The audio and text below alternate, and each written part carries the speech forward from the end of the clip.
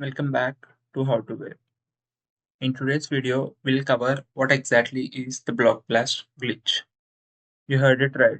There is a glitch in Block Blast, which is actually a bug that allows players to bypass certain restrictions in the game.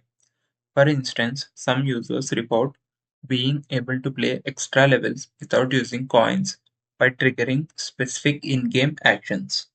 This glitch varies by platform and may not work consistently. Developers often fix such glitches in updates, so exploit them with caution. Make sure you follow all the policies, terms, and conditions of the Block Blast. I'll also display the link on the screen and also will leave it in the description. I already made a video about this glitch and how to actually perform it. So make sure you also watch the video. That's it for today's video. Please do subscribe to our channel for more helpful tutorials.